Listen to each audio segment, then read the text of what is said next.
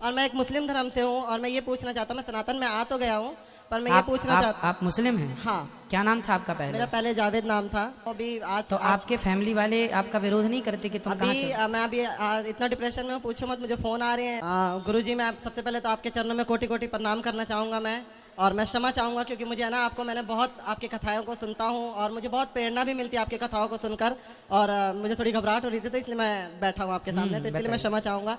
और मैं एक मुस्लिम धर्म से हूँ और मैं ये पूछना चाहता हूँ, मैं सनातन में आ तो गया हूँ पर मैं ये पूछना चाहता। आप मुस्लिम हैं? हाँ। क्या नाम था आपका पहले? मेरा पहले जावेद नाम था। जावेद। काफी लोग जानते भी होंगे। तो आपने हिंदू धर्म अपना लिया? हाँ हाँ, क्योंकि सबसे पहले मैं एक बात कहना चाहूँगा, क्योंकि काफ़ी लोग मुझसे कहते हैं कि तुम हिंदू बने हो। हिंदू तो मुझे नहीं लगता कि कोई किसी को बना सकता है, क्योंकि हिंदू पैदा ही होता है, मेरा मानना ऐसा है। और ये मुझे ना किसी ने ब्रेन वॉश करा और ना किसी ने कुछ कहा, ये एक ठाकुर जी की कृपा हुई तब मैं सनातन में आया। वैसे किसी ने मुझे या मैंने किसी को देख के सीखा या ऐसा कुछ भी नहीं था। तो मैं सभी लोगों से ये कहना चाहूँगा, और मेरे जो फैमिली वाले हैं वो अभी आपके फैमिली वाले आपका विरोध नहीं करते कि तुम कहाँ चले? मैं अभी इतना डिप्रेशन में हूँ, पूछो मत, मुझे फ़ोन आ रहे हैं, फैमिली वालों के ज़्यादा आ रहे हैं, बाकी अदर तो कोई कुछ भी नहीं कह रहा, पर फैमिली वाले का आज भी मम्मी का फ़ोन आया और वो कहने लगी हमसे कोई मतलब नहीं, हम मर भी गए तो हमारा मुंह मत देखियो तू, हमारी वजह से पूरे रिश्तेदार तेरी वजह से हमें पूरी वो कर रहे हैं, और मतलब हमसे रिश्तेदारी टूट गई है, हमारी एक लड़की है उसकी शादी करनी है, तेरी वजह से उस लड़की की भी ज़िंदगी ख़राब हुई है। तो महाराज जी, मैं ये पूछना चाहता हूँ कि ठाकुर जी से मेरी एक शिकायत है हमेशा कि या तो मुझे पहले इधर का कर देते या उधर का कर देते, ये बीच में ला के मुझे इतना परेशानियों में डालना, और उनको मैं छोड़ नहीं सकता। मैं सांसें छोड़ सकता हूँ पर मैं ठाकुर जी को नहीं छोड़ सकता। किन को नहीं छोड़ सकते आप? मैं ठाकुर जी को नहीं छोड़ सकता, भगवान जी को नहीं छोड़ सकते? नहीं छोड़ सकता सर। फिर आप सही रास्ते पर हैं। तो मैं एक चीज़, मेरा एक सवाल और था कि मैं जगन्नाथ मंदिर में जा सकता हूँ क्या? कि जगन्नाथ जी के मंदिर में अब तो आपने धर्म बदल लिया है, आपने धर्म परिवर्तन कर लिया अपना। हाँ जी। वैसे देखो, धर्म परिवर्तन करने की जरूरत ही नहीं पड़ती। हमारे ठाकुर जी जो है ना, हमारे भगवान कभी ये नहीं कहते कि तुम हिंदू हो जाओगे तो ही हम तुम्हें मिलेंगे। हाँ, भगवान तो कहते हैं कि तुम मुसलमान भी हो और यदि तुम उसी रूप में मुझे प्रेम कर लोगे तो मैं उसी रूप में तुम्हें प्राप्त हो जाऊंगा। हमारे भगवान कभी नहीं कहते कि तुम धर्म बदलो। रस खान जी को उसी रूप में, उसी लिबास में प्राप्त हुए थे भगवान। जब उनकी कृपा हुई तो मैं सब कुछ खाया करता था, पर जैसे उन्होंने कृपा करना स्टार्ट करा तो अपने आप ही छूटने लग गया, सब चीज़ों को देखकर वो मन वॉमिटिंग सी आनी, ये अपने आप होने लग गया। तो ये मुझे नहीं लगता कि मैं छोड़ सकता था या वो करता। आज का टाइम है कि कोई आमलेट भी बनाता है घर के पास में तो उससे भी मुझे बहुत दिक्कत होती है, ऐसा लगता है जैसे वॉमिटिंग हो जाएगी। तो ये ठाकुर जी की कृपा ही है। लेकिन उसके आगे अगर हिंदू में अगर हम लोग जाएंगे, अगर सही में हिंदू भी नहीं बोलते, हम सनातन धर्म कहते हैं, जैसे आपने अभी व्याख्या किया था नदी के पार के हिंदू उसको कहा जाता है, तो हम तो सनातन धर्म से है। तो सनातन धर्म में हमारा जो आता है जो भगवत गीता, जैसे आपके अंदर जो ये है, जैसा बाइबल का आपने इस्लाम का ये है, कुरान है, तो इसी तरह हमारा भगवत गीता है। और जो भगवान के बारे में जानना है यानी अल्लाह के बारे में जानना है तो अगर हमारा है तो भागवतम है, तो भागवतम से हम लोग हमारा चलता है सब कुछ। अगर ये है वेद तो हमको स्वर्ग तक जाने के लिए है, लेकिन हमारा जो भागवतम है वो अल्लाह तक जाने के पहुँच तक है, यानी अल्लाह को हम सामने सामने देख के उनकी सेवा करने के लिए है। तो जो अभी आपने जो भी बोले थे, जो जवाब दिया था, अभी कर रहे थे औरतों के बारे में, माता जी लोगों के बारे में, तो हमारे भगवत गीता में भी लिखा है कि औरत को भगाता है तो उसको मार दीजिए। ऐसा नहीं है कि आपके इसमें सब में एक ही जैसा है। और आपका प्रवचन मुझे बहुत बहुत अच्छा लगा कि आपने जो कहा, जो लिखा गया किताब है वो किताब के मुताबिक चले तो बहुत आदमी सुखी रहता है। बाकी तो मैं और कुछ सवाल तो कुछ पर्सनल पूछना चाहता हूँ, बाद में मैं आपको मिलके सब पूछूंगा, सबके सामने नहीं पूछ सकता, लेकिन आपका प्रवचन सुन के मुझे बहुत आनंद आया। हमारे हिंदू भाई ने कहा है कि वो काफ़ी मेरे तकरीर देखते हैं टीवी पे और प्रसन्न होते हैं, खुसूसन जब मैं हिंदू धर्म के बारे में कहता हूँ। और वो कहते हैं कि वो सनातन धर्म को मानते हैं, और सनातन धर्म में भी आपको शायद ये पता होगा कि सबसे अव्वल किताब भगवत गीता नहीं है, वेद है। भगवत गीता सनातन धर्म अगर आप पढ़ेंगे, आर्य समाज, आप आर्य समझिए, सनातन धर्म में बहुत से किस्म है। आपको इस्कॉन से मैं इस्कॉन, बिल्कुल इस्कॉन, हरे रामा हरे कृष्णा, इस्कॉन, ठीक है। तो इस्कॉन का तस्करा करता हूं। मैं गया था एक बार कलकत्ता में, और कलकत्ता में तकरीर थी मेरी, उस वक्त बारिश आती है, बारिश तो हो गई, लेकिन मेरे साथ आने वाले थे इस्कॉन के हेड कलकत्ता के। हम लोग दोनों जाते एक वैन में, वैनिटी वैन, मतलब जब बड़े मैदान में, यहाँ तो माशाल्लाह मैदान के बाजू में काफ़ी बिल्डिंग है, तो बड़े मैदान में प्रोग्राम होता है तो कोई ग्रीन रूम नहीं होता है, तो क्या करते हैं, वैन लेके आते बस, इसमें मेकअप रूम या आराम करने के लिए कंडीशन होता है। तो मैं इस्कॉन के हेड के साथ में बैठा था, तो उन्होंने वही बात कही जो आपने कहा, हमारे लिए सबसे अव्वल है भगवत गीता। मैंने बोला ठीक है, और कहीं का वेद भी ठीक है। तो मैंने पूछा, ये भगवत गीता हिंदू धर्म में दो किस्म की किताब है, एक है श्रुति, एक है स्मृति। श्रुति मतलब जो भगवान की भेजी हुई किताब, वेद और उपनिषद। उसने कहा बिल्कुल सही। स्मृति किसे कहते, तो उसने कहने लगा स्मृति कहते वो जो आदमी की लिखी हुई किताब है, मिसाल के तौर पे मनुस्मृति। तो मैंने पूछा ये रामायण और महाभारत क्या है, तो उसने कहा ये है स्मृति। बेशक बिल्कुल सही जवाब था, मैं भी तालिब इल्म हूं। तो मैंने पूछा, बिल्कुल सही कहते, ऊपर आती है श्रुति, वेदा और उपनिषद। स्मृति मतलब दूसरी किताबें, मनुस्मृति, इतिहास। मैंने पूछा ये महाभारत क्या इतिहास है, तो मैंने उससे पूछा गुरुजी ये बात मेरे इल्म के हिसाब से भगवत गीता एक हिस्सा है महाभारत का, 18 चैप्टर का, सही है? अरे बिल्कुल सही है, आप बहुत इल्म रखते। मैंने बेशक। तो जब भगवत गीता महाभारत का हिस्सा है तो महाभारत स्मृति है क्या श्रुति है? चुप बैठ, स्मृति है बोला। तो स्मृति ऊपर क्या नीचे?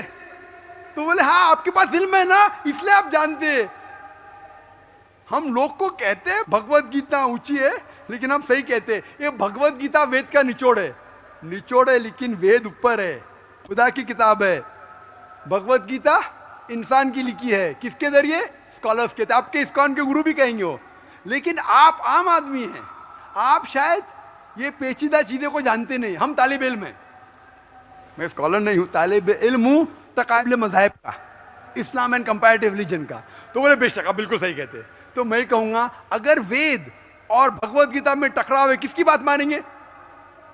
तो बोले आमतौर पे तो हम कहते हैं भगवत गीता ऊपर है, लेकिन आप सही कहते हैं क्योंकि आपका दिल में। तो मैं वो डबल स्टैंडर्ड क्यों? जिसके बाद दिल में बदल जाता है क्या?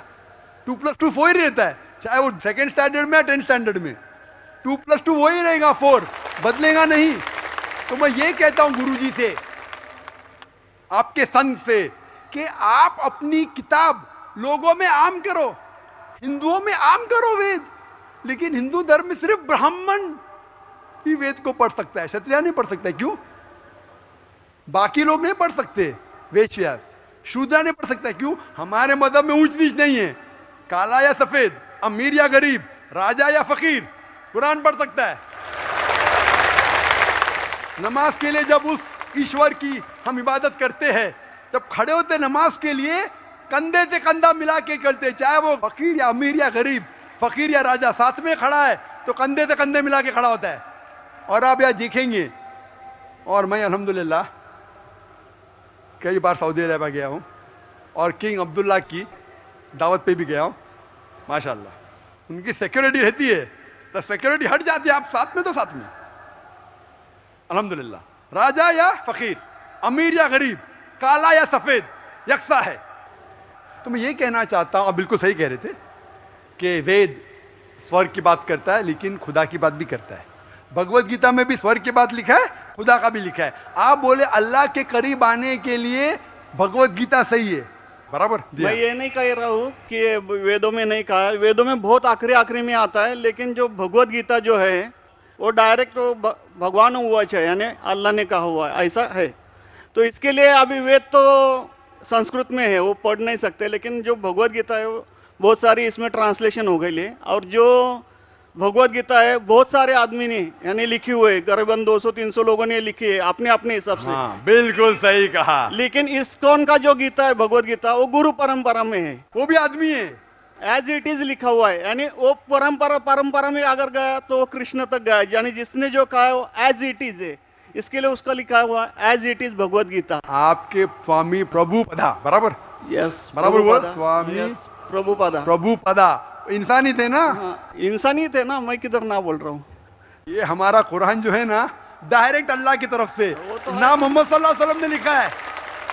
वही हम लोग ने ये कुरान जो है डायरेक्ट अल्लाह की नाजिल यूं बहू। इसलिए जितने भी दिगर मज़ाहिब की किताब है, जैसे वक्त जाने लगे बदलते गए। आप बिल्कुल सही कहते हैं, 300 किस्म की किताब है, बाइबल सैकड़ों किस्म, हमारे IRF में 200 किस्म की बाइबल है। आप किस में मानेंगे? कुरान आप लो, कोई भी कुरान लो, इंडिया में, अमेरिका में, यूके में, हिंदुस्तान में, पूना में, हूबहू वही है। एक लफ्ज की बात दूर रही, आ की मात्रा, ई की मात्रा, जबर जेर पेश, वो भी फर्क नहीं है। फत्ता दम्मा कसरा में भी फर्क नहीं है। ओरिजिनल कुरान में तो फत्ता दम्मा कसरा था नहीं, लेकिन आज जब हम पढ़ते हैं माशाअल्लाह। तो मैं ये कहना चाहता हूं, जितनी भी किताबें पहले आई, आज भी आप बिल्कुल सही कहते हैं, भगवत गीता वेद का निचोड़ है। लेकिन जब निचोड़ होता है वो असली फल से कॉन्ट्रडिक्ट करे तो फल और अहम है। मैं बिल्कुल मानता हूं, स्वामी को पता, मानते हैं कि भगवत गीता क्या है?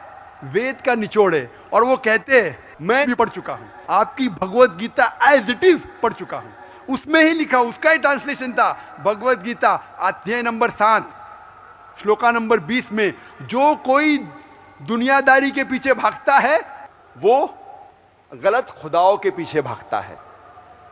आपकी भगवत गीता में लिखा एज इट इज में। और उसका अगर प्रीफेस पढ़ेंगे, उसमें लिखा है कि ये जो वेद है वो गाय है, भोज से गाय है, और कृष्ण क्या है? दूध निकालने वाला इंसान। और दूध क्या है? भगवत गीता है। सही कह रहा हूं कि नहीं? प्रीफेस में लिखे है। कौन कहता है? आपके स्वामी प्रभुपदा। मुझे उसका ट्रांसलेशन पसंद है। अक्सर हमारे वहां भी माशाअल्लाह 50 से ज्यादा भगवत गीता है। मैं लेकिन स्वामी प्रभुपदा की गीता को पसंद करता हूं, अच्छी गीता है, इसीलिए मैं प्रीफेस कह रहा हूं। लेकिन उसमें भी लिखा हुआ है, उसके अंदर भी वो निचोड़े वेद का निचोड़ है। लेकिन निचोड़ मतलब नहीं कि असल फल को गाय को छोड़ देंगे। गाय चले जाएंगी तो दूध क्या करेंगे आप? गाय रहेंगी तो दूध मिलते रहेगा ना। दूध को लेंगे, गाय को मार देंगे, दूध आपका खत्म हो जाएगा। भाई गाय को जिंदा रखो, रोज दूध लो, बराबर के नहीं? दूसरे बच्चे पैदा करेंगे गाय, लेकिन तो गाय को मत छोड़िए। इससे हमें पता लगता है, उसमें लिखा हुआ है, आपके वेद में लिखा हुआ है कि और एक पैगंबर आने वाला है। आपकी भगवत गीता में लिखा है चैप्टर नंबर 4 में वर्ष नंबर 7 से 8 में, यदा यदा धर्मस्य, यानी युग युग में जब भी परेशानी आएंगी इस धरती पे, तो मैं एक रूप हासिल करूंगा, अवतार। अवतार की सही मानी आपको मिलेगा वेद से। उसमें पता चलता है जिसे हम कहते हैं पैगंबर, आखिरी पैगंबर, आखिरी अवतार कौन है? कल के अवतार। अगर आप भगवत गीता में मानते, अगर आप वेद में मानते, आपको आखिरी अवतार कल के अवतार में मानना ही पड़ेगा। फिर ही आप कह सकते मैं असल भक्त हूं भगवत गीता का। वो तो है ही, आपने जो बताया कल के अवतार तो आने वाला तो ही है। मानते कल के अवतार में आने वाला है, आ चुका है। और उसमें लिखा था कल के अवतार की मां के नाम क्या है? सुमति। सुमति की मानी अमन, अरबी में कहते हैं आमिना। मोहम्मद सल्लल्लाहु अलैहि वसल्लम के वालदा का नाम था आमिना। उसमें लिखा है कल के अवतार, चैप्टर नंबर, अभी हवाला भी दे रहा हूं मैं, टाइम मिल रहा है ना। कल के अवतार चैप्टर नंबर 2 वर्ष नंबर 5 श्लोक नंबर 5, 7, 9, 11, 15। इसमें लिखा है कि उसके वालिद का नाम है विष्णु यास। विष्णु यास मतलब खुदा का बंदा। अरबी में तर्जुमा करेंगे अब्दुल्ला। मोहम्मद सल्लल्लाहु अलैहि वसल्लम के वालिद का नाम था अब्दुल्ला। उसमें लिखा है वो ऐसी जगह में पैदा होंगे जो अमन की जगह है। हम मानते हैं कि मक्का एक अमन की जगह है। उसमें लिखा है कि वो उस फैमिली में पैदा होंगे जो उस इलाके के अमीर होंगे। हम जानते हैं कि कुरैश के फैमिली में पैदा हुए थे मोहम्मद सल्लल्लाहु अलैहि वसल्लम। उसमें लिखा है कि वो 12वीं तारीख माधव के दिन पे पैदा होंगे। वो 12वीं रब्बी अव्वल मोहम्मद सल्लल्लाहु अलैहि वसल्लम पैदा है। आगे आप पढ़ेंगे, वेद में लिखा है कि उसके 4 करीब दोस्त थे, जिसका मैं जिक्र किया हूं। 4 करीब दोस्त मोहम्मद सल्लल्लाहु अलैहि वसल्लम के थे, जो हजरत अबू बकर, हजरत उमर, हजरत उस्मान, हजरत अली। मैं अल्लाह भी मौल, अल्लाह ताला की रहमत सब पे हो। किसके बारे में जिक्र करें? उनको सबसे पहली जो वही आएंगी वो आएंगी एक गार के अंदर। हम जानते हैं मोहम्मद सल्लल्लाहु अलैहि वसल्लम सबसे पहली वही आए गारे हिरा में। फिर वो करेंगे हिजरत नॉर्थ की तरफ, फिर से वापस आएंगे। मोहम्मद सल्लल्लाहु अलैहि वसल्लम हिजरत की मदीना जो नॉर्थ के ऊपर है, फिर से वापस आए। मैं तो 1 घंटा सिर्फ तस्करा कर सकता हूँ मोहम्मद सल्लल्लाहु अलैहि वसल्लम हिंदू धर्म में, वक्त नहीं है। मैं ये पूछना चाहता हूँ, आप मानते क्या इस कल के अवतार में? आप मानते मोहम्मद सल्लल्लाहु अलैहि वसल्लम आखिरी पैगंबर है? मैं तो कुरान 3 बार पढ़ा हूँ साहब, मैं तो मानता हूँ कुरान को, वो बात नहीं है। मानना सिर्फ जरूरी नहीं, अमल करना जरूरी है। मैं कहूंगा मैं खुदा को मानता हूँ, खुदा की बात पे अमल ना करता हूँ तो बेकार है। मैं कहता हूँ मैं मेरे वालिद से बहुत मोहब्बत करता हूँ, वालिद की बेइज्जती करता हूँ, वालिद की बात नहीं मानता हूँ, वालिद से बदतमीजी करता हूँ, तो क्या फायदा? आप समझ रहे ना?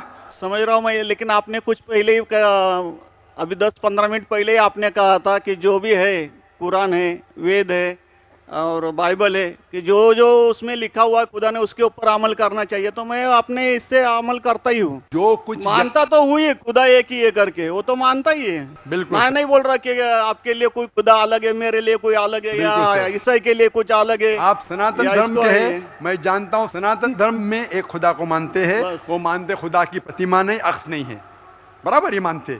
लेकिन मैं ये जानना चाहता हूँ, आप कल के अवतार में आप मेरे सवाल को घुमाओ मत। मैं जानता हूं, नहीं है मैं ये जानता हूं, सनातन धर्म के बारे में जानता हूं। पहले स्टेज में आप पास कर चुके, एक खुदा में मानते, बिल्कुल सही। मैं ये बात जानना चाहता हूं कि उस खुदा के अवतार पैगंबर, आखिरी पैगंबर में आप मानते हैं क्या नहीं, मोहम्मद सल्लल्लाहु अलैहि वसल्लम? ये मेरा सवाल है। यानी मोहम्मद पैगंबर को आप मानते कि वो आखिरी पैगंबर थे क्या नहीं मानते? वो तो मानता हूँ मैं, मुझे मालूम है ना मोहम्मद पैगंबर आखिरी थे मोहम्मदन। वो तो मानता ही हूँ। मोहम्मदन में ने आपके लिए, सबके लिए है ना, बिल्कुल सही। तो कोई धर्म, कोई एक मजहब का थोड़ी रहता है गुरु, तो सबके रहता है। वो एक मजहब का थोड़ी गुरु रहता है कि वो एक मजहब के लिए, वो सब मजहब के लिए गुरु रहता है, तो मानता ही मैं उसको। बिल्कुल सही। लेकिन ये कहना कि सब मजहब यकसा है हूबहू, ये सही नहीं, यकसानियत है। इसीलिए मैंने कहा यकसानियत पे अमल करो। आप बोलेंगे मैं सब हिंदू चीज पे अमल करूंगा, कई हिंदू जाते बुत परस्ती करने के लिए, आप नहीं करते, अच्छी बात है अल्हम्दुलिल्लाह, इसीलिए मैं आपको कांग्रेचुलेट करता हूं। आप बुत परस्ती नहीं करते, मैं आपको कांग्रेचुलेट करता हूं, मैं कांग्रेचुलेट करता हूं, क्योंकि सनातन धर्म बुत परस्ती नहीं करता है। अल्हम्दुलिल्लाह सुम्मा अल्हम्दुलिल्लाह, आप आधे इम्तिहान में सफलता पा गए। अभी ये पूछता हूं मैं, जैसे आपने कहा, आप अगर मोहम्मद सल्लल्लाहु अलैहि वसल्लम को आखिरी पैगंबर मानते हैं तो उसके पैगाम पे अमल करना जरूरी है। सिर्फ पैगाम को पढ़ना जरूरी नहीं, पैगाम पे अमल करना जरूरी है। अगर मैं कहता हूं मानता हूं लेकिन अमल नहीं करता तो कोई फायदा नहीं। तो ये होता है कि अपने मन से खुदा की बात, जो आखिरी पैगाम है कुरान शरीफ, और आखिरी पैगंबर मोहम्मद सल्लल्लाहु अलैहि वसल्लम में मानना जरूरी है, फिर ही आप सही तरीके से मजहब को पहचान सकेंगे। Hope the answer the question. नहीं, थैंक यू। कुछ बोलने का आपको? मुझे ये कहना चाहिए था, अभी आप बोल रहे थे अमल करना चाहिए, अमल करना चाहिए, तो मैं मोमिन बनने का पूरा कोशिश किया, क्योंकि मैं वो मोमिन का क्या रहता है वो 3-4 इसमें सुन चुका हूँ। मोमिन का क्या रहता है? मोमिन का जो बताया था ना, क्या जो रीजन, जो कैसा रहता है मोमिन, कैसा रहता है, मैं जानना चाहता हूँ। नहीं, मैं इतना याद में जितना रखा हूँ मैं, जो भी याद नहीं सकता है, जो भी याद है बोल लीजिए, नो प्रॉब्लम, जो कमी है मैं पूरी कर लूंगा। नहीं नहीं यार, जान दीजिए, अगर दूसरे को भी क्वेश्चन पूछना है, मैं आपसे मोहब्बत करता हूँ, मैं आपको पर्सनली मिलता हूँ बाद में। अच्छा, बाद में मिलेंगे स्टेज के बाद इंशाल्लाह। ठीक है, हरे कृष्णा। माइक नंबर 2 में अगर कोई गैर मुस्लिम भाई कतार में खड़े हों तो वो सवाल कर सकते हैं। मेरा नाम अभिजीत जावलकर है और मैं कंप्यूटर इंजीनियरिंग स्टूडेंट हूँ। सर, मुझे आपसे ये पूछना है कि अगर कोई मुस्लिम कुरान के ऊपर हाथ रखकर कोई कसम खा ले तो क्या वो कसम वापस ले सकता है? भाई साहब ने पूछा है कि अगर कोई मुसलमान कुरान पे हाथ रख के कसम खाता है तो क्या वो कसम वापस ले सकता है कि नहीं। आम तौर पे कोई भी मुसलमान कसम खाता है, चाहे कुरान पे हाथ रखे या नहीं रखे, उसे वापस नहीं लेना चाहिए। अगर उसे पता चला वो कसम गलत चीज है, किसी को नुकसान पहुंचा रही है, तो वापस ले सकता है। तो एक मोमिन, एक मुसलमान अगर अपने जबान से कहता है, कसम खाता है या इंशाअल्लाह कहता है, उसका फर्ज हो जाता है कि उसके ऊपर अमल करे। कुरान पे हाथ रखना नहीं रखना ऐसा कुछ लिखा नहीं है।